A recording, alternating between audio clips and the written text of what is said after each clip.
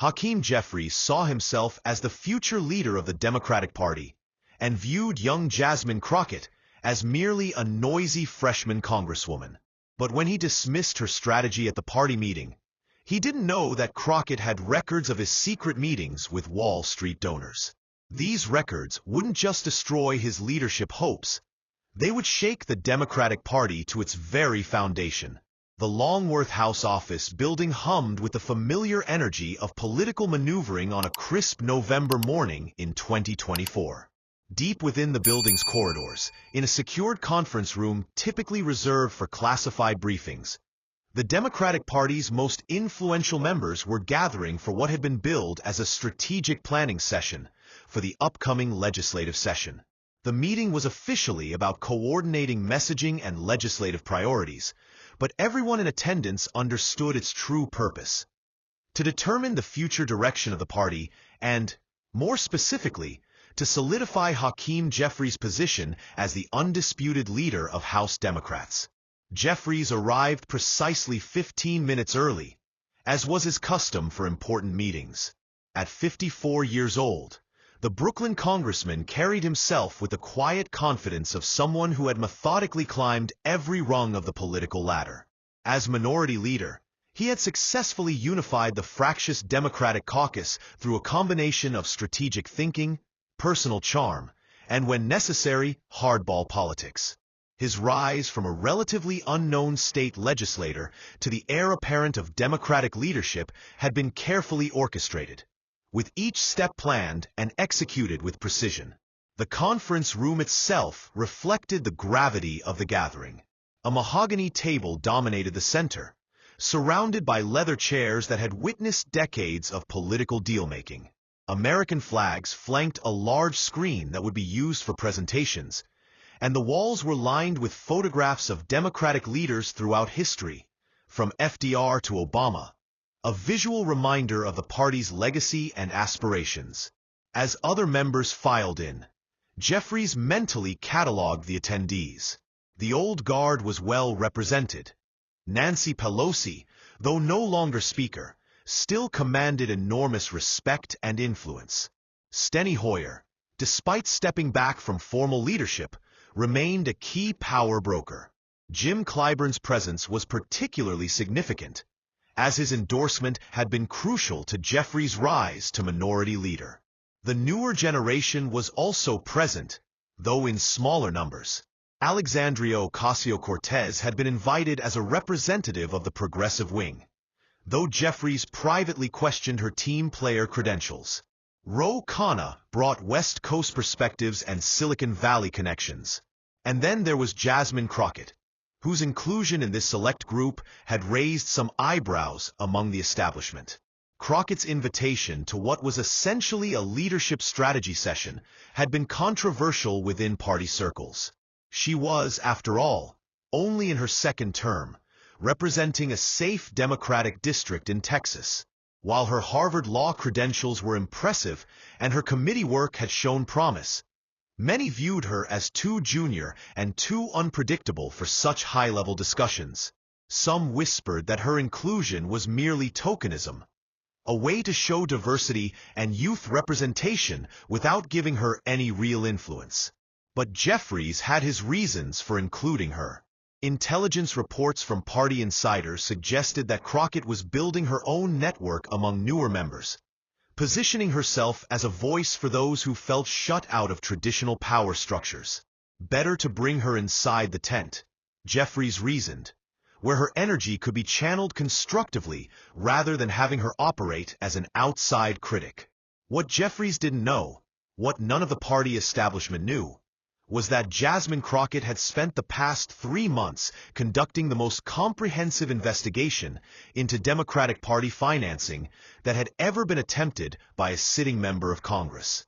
Using her legal background and a small team of trusted researchers, she had meticulously traced money flows, documented meeting schedules, and cross-referenced voting patterns with donor contributions. The manila folder she carried into the meeting contained information that would reshape not just this gathering, but the entire trajectory of the Democratic Party. As the meeting was called to order, Jeffries took his position at the head of the table with the easy authority of someone accustomed to command. "Thank you all for being here," he began, his voice carrying the measured cadence that had made him effective on television and in floor speeches. "We're at a critical juncture for our party and our country. The American people have given us a mandate to oppose the Trump agenda while presenting a positive alternative vision for the future." The first hour of the meeting proceeded according to Jeffries' carefully planned agenda. Polling data was presented showing Democratic advantages on key issues. Messaging strategies were discussed for upcoming legislative battles. Committee assignments and leadership positions for the next session were subtly negotiated through euphemistic language that masked the raw power dynamics at play. Throughout these discussions, Crockett remained largely silent, occasionally taking notes but offering little input. Several attendees noticed her apparent disengagement, with some interpreting it as evidence that she was out of her depth in such high-level strategic discussions. Jeffries himself began to wonder if including her had been a mistake. She seemed unprepared for the sophisticated political calculations being discussed. But Crockett's silence wasn't disengagement. It was observation. She was watching, listening, and mentally comparing what she heard in the room with what she had discovered in her months of research. The disconnect between the public rhetoric about fighting for working families and the private reality of party financing was even more stark than she had imagined. The meeting's tone shifted dramatically when discussion turned to the party's economic messaging for the upcoming year. Jeffries outlined a strategy focused on responsible economic growth and public-private partnerships, language carefully chosen to appeal to both progressive and moderate wings of the party. "We need to be smart about how we approach Wall Street and corporate America," Jeffries explained, his voice taking on the tone of a seasoned strategist sharing hard-won wisdom. "Yes, we support strong regulation and accountability, but we also need to be realistic about the role of capital markets in driving economic growth and job creation." It was a nuanced position, the kind of careful balancing act that had made Jeffries successful in building coalitions.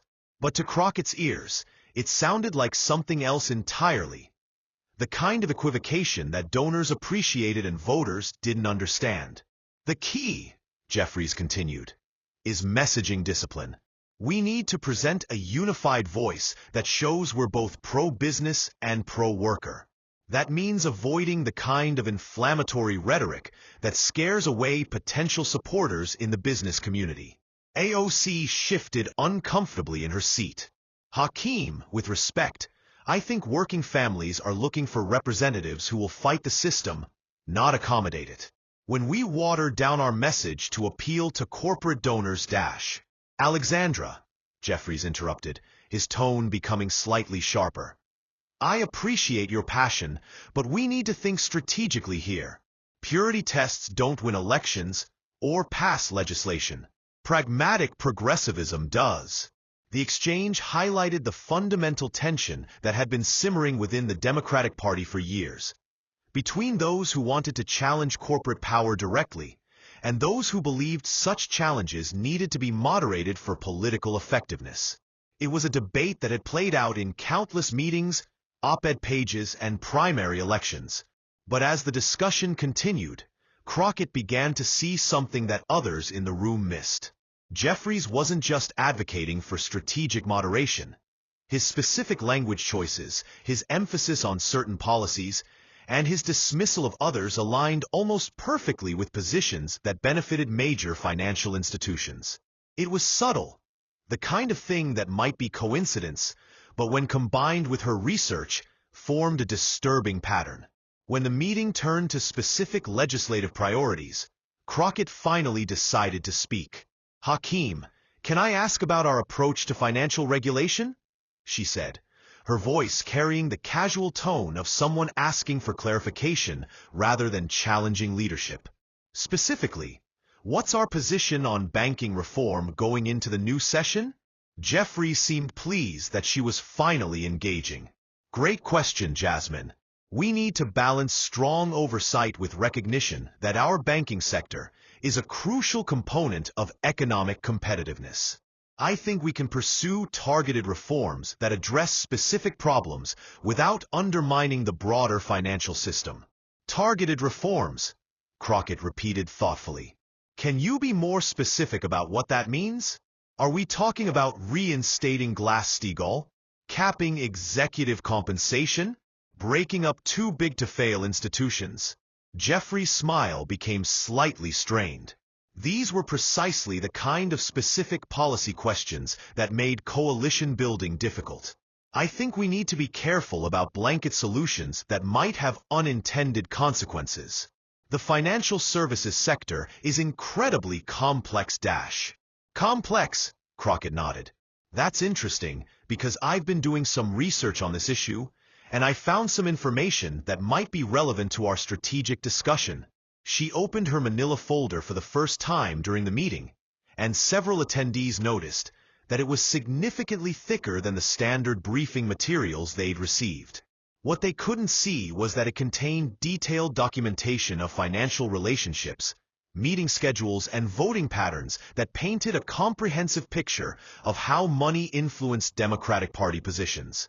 For instance, Crockett continued, pulling out a single sheet of paper, I noticed that our messaging on financial regulation has evolved significantly over the past 2 years.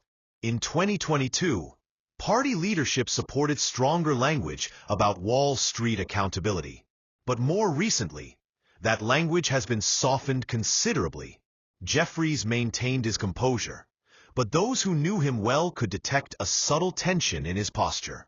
Jasmine, I'm not sure what you're getting at, but messaging evolution is a natural part of political strategy. We learn what works and what doesn't. Of course, Crockett agreed. I'm just curious about what factors influence that learning process, because I've noticed some interesting correlations between messaging changes and certain meetings. The room had grown noticeably quieter. Even seasoned politicians who were accustomed to internal disagreements could sense that this exchange was heading somewhere unusual. What kind of meetings? Pelosi asked, her experienced political instincts detecting potential danger. Crockett looked directly at Jeffries, her expression remaining pleasant, but her eyes conveying unmistakable seriousness. Well, for example, on March 15th of this year, there was a significant shift in leadership messaging about cryptocurrency regulation. Previously, party position papers had called for comprehensive oversight of digital assets. But after March 15th, the language became much more supportive of industry self-regulation. That's not unusual, Jeffries replied, though his voice carried a defensive edge. Policy positions evolve as we gather more information and consult with stakeholders. Absolutely, Crockett nodded. And I'm sure it was just coincidence that on March 14th, the day before this messaging shift, you had a private dinner at Le Bernardin with executives from Coinbase, Ripple, and the Digital Asset Council. The silence that followed was profound. Le Bernardin was one of New York's most exclusive restaurants, the kind of place where high-stakes business was conducted away from prying eyes. The fact that Crockett knew about a private dinner that hadn't been reported in any media or disclosed in any official capacity suggested she had access to information that went far beyond normal opposition research. I'm not sure where you're getting your information, Jeffries said carefully, but I have many meetings with various stakeholders as part of my leadership responsibilities. That's how effective governance works. Of course, Crockett replied, her tone remaining conversational even as she prepared to detonate a political nuclear weapon. I'm just curious about the pattern, because I've identified 17 similar instances over the past 18 months where significant policy positions shifted within 24 to 48 hours of private meetings with industry representatives. She pulled out another document, this one several pages thick. Would you like me to go through them chronologically? Or would you prefer to organize by industry sector? The question hung in the air like a threat. Every person in the room understood that they were witnessing something unprecedented. A sitting member of Congress had apparently conducted extensive surveillance of party leadership's private activities and was prepared to expose those activities in a room full of the party's most powerful figures. Jeffries' political instincts, honed through decades of careful navigation, kicked into overdrive. He needed to regain control of the situation before it spiraled into something that could destroy not just his own career, but potentially damage the entire party. "Jasmine, I think you may be misunderstanding the nature of political leadership," he said, his voice taking on a paternal tone that he might use with a freshman member who had overstepped boundaries. "Building coalitions requires engaging with diverse stakeholders, including business leaders. That's not corruption, that's governance." But Crockett was ready for the condescension. In fact, she had been counting on it. "You're absolutely right about the importance of stakeholder engagement," she replied, her tone becoming noticeably sharper. "Which is why I was so surprised to discover that in those same 18 months, you had exactly 0 documented meetings with union leaders, community organizers, or representatives from consumer advocacy groups." She flipped to another section of her folder.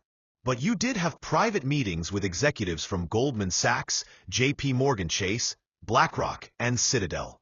17 meetings with Wall Street firms, 0 with labor unions. That seems like a rather skewed stakeholder engagement strategy for someone who claims to represent working families."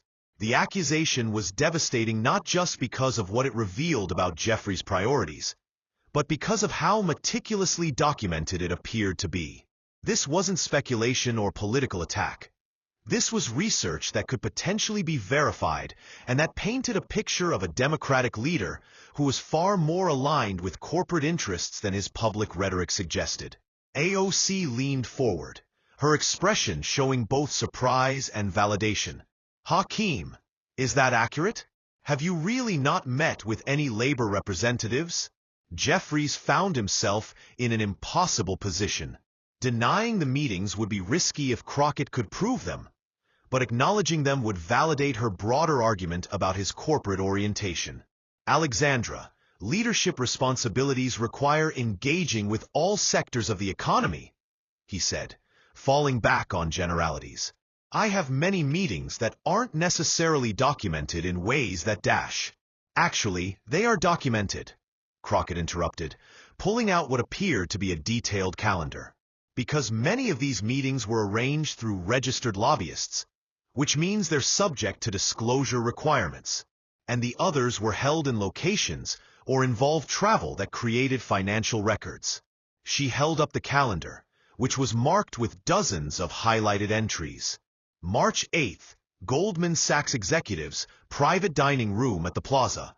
March 22nd, BlackRock senior management, private jet flight to Martha's Vineyard. April 5th, JPMorgan Chase board members, weekend retreat in the Hamptons. With each entry she read, Jeffries sank deeper into his chair. The level of detail was staggering, suggesting either access to private financial records or an investigation that had involved significant resources and time. "But here's what I found most interesting," Crockett continued, her voice now carrying unmistakable authority. "These weren't just social meetings. In every single case, specific policy positions shifted within days of these encounters. And in every single case, those shifts aligned perfectly with the interests of the financial institutions involved." She pulled out another document, this one appearing to be a detailed voting analysis. "For example, after your April 5th meeting with JPMorgan executives, you quietly withdrew support for HR 2543, which would have required banks to maintain higher capital reserves. A position, I might add, that you had publicly supported just 2 weeks earlier." The systematic presentation was devastating. Crockett wasn't just making accusations. She was presenting what appeared to be a comprehensive case study in how corporate influence shaped Democratic Party positions.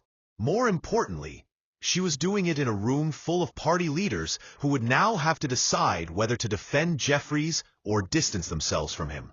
Jim Clyburn, whose endorsement had been crucial to Jeffries' rise, spoke for the first time during the entire exchange.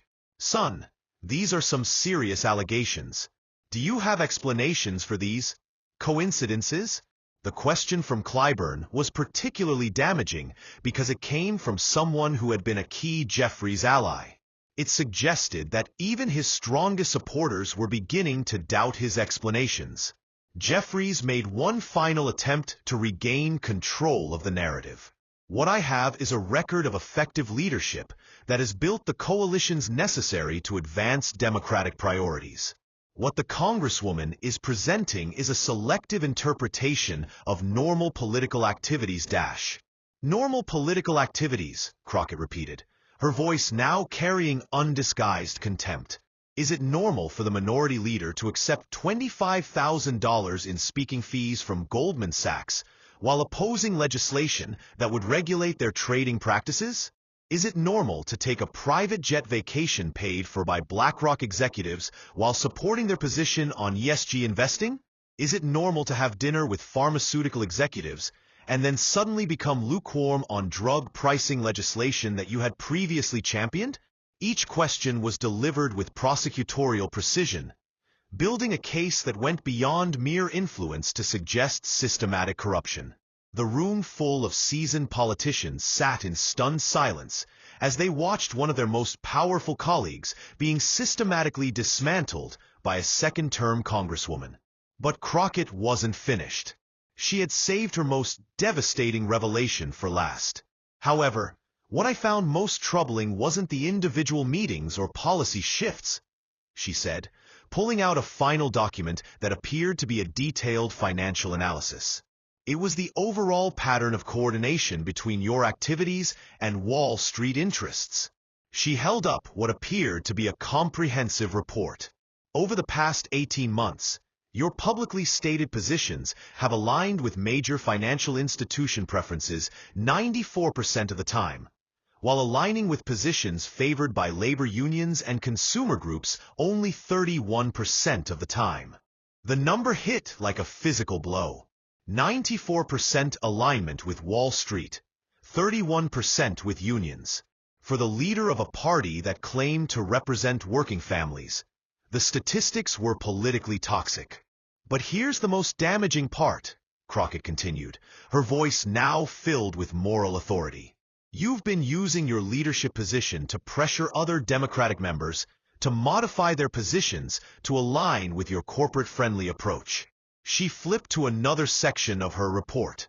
I have documentation of at least 12 instances where you personally intervened to soften or eliminate language in Democratic legislation that would have strengthened financial regulation or consumer protections.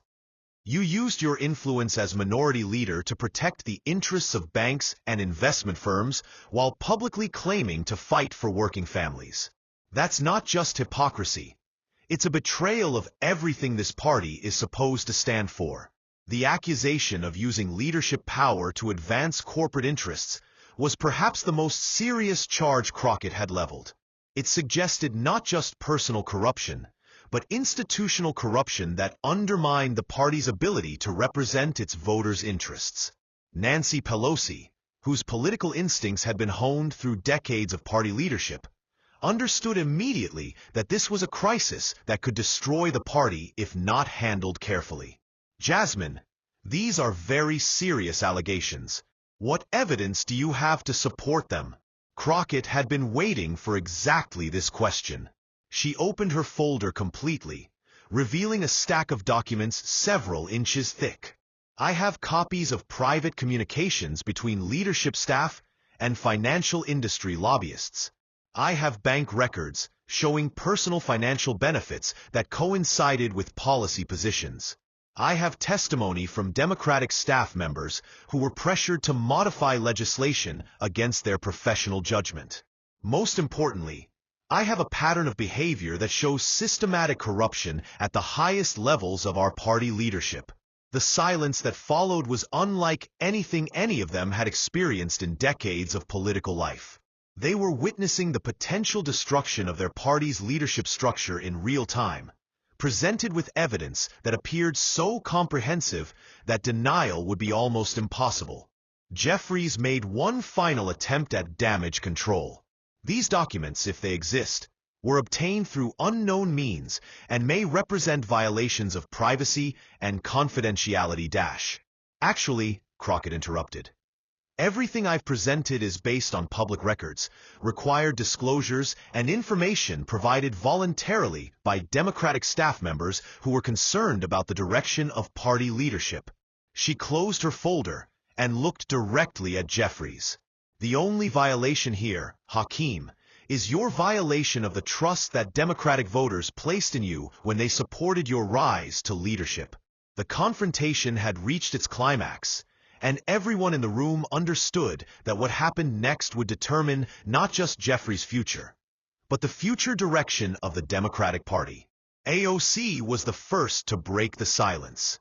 If even half of what Jasmine has presented is accurate, we need to have a serious conversation about leadership accountability. Ro Khanna nodded grimly. The American people deserve better than leaders who say one thing in public while doing the opposite in private meetings with corporate executives. But it was Jim Clyburn's response that proved most devastating to Jeffries. Son, I've been in politics for 50 years, and I've seen how power can corrupt even good people. What I'm hearing today suggests that maybe it's time for some serious soul-searching about what kind of party we want to be. The lack of support from his key allies made Jeffries' position untenable. In a matter of minutes, he had gone from unquestioned party leader to damaged goods who might not survive the day politically. Pelosi, ever the pragmatist, moved to contain the damage. I think we need to suspend this meeting and give everyone time to process what we've heard today. Jasmine, I assume you'll be sharing this information with appropriate oversight bodies? The House Ethics Committee has already been briefed, Crockett replied, as have relevant federal agencies that handle campaign finance violations and potential corruption issues. The revelation that official investigations were already underway shocked even the most experienced politicians in the room. Crockett hadn't just compiled damaging information. She had already set in motion the formal processes that could lead to Jeffries' removal from leadership or even from Congress entirely. As members began filing out of the conference room, the political implications became clear. The Democratic Party's carefully constructed leadership structure was collapsing. Its messaging on economic issues was compromised, and its credibility with working-class voters was in serious jeopardy. But perhaps most significantly, Jasmine Crockett had demonstrated that the new generation of Democratic leaders was prepared to hold even their own party accountable for corruption and betrayal of principles. The era of party loyalty overriding ethical concerns was ending, replaced by a new standard of transparency and accountability. 3 days after the meeting, Hakeem Jeffries announced he was stepping down from leadership positions to focus on serving my constituents and addressing recent concerns about my tenure. 2 weeks later, he announced he would not seek re-election, citing a desire to pursue opportunities in the private sector. The Democratic caucus elected new leadership in a special election, with several members citing the need for transparency and authentic representation of working families in their campaign speeches. Jasmine Crockett, despite being offered a leadership position herself, declined, stating that her role was holding power accountable, not holding power. The reforms that followed reshaped how the Democratic Party operated. New disclosure requirements for leadership meetings with corporate representatives were implemented. A firewall was established between party fundraising and policy development. And perhaps most importantly, a new culture of internal accountability emerged that made it clear that no leader, regardless of seniority or political skill, was above scrutiny. The Jeffries exposure, as it became known in political circles, marked a turning point in American politics. It demonstrated that comprehensive research, moral courage, and strategic timing could overcome even the most entrenched political power. It showed that corruption could be exposed and accountability could be achieved, even within the corridors of power. But most importantly, it established Jasmine Crockett as the kind of leader the Democratic Party needed.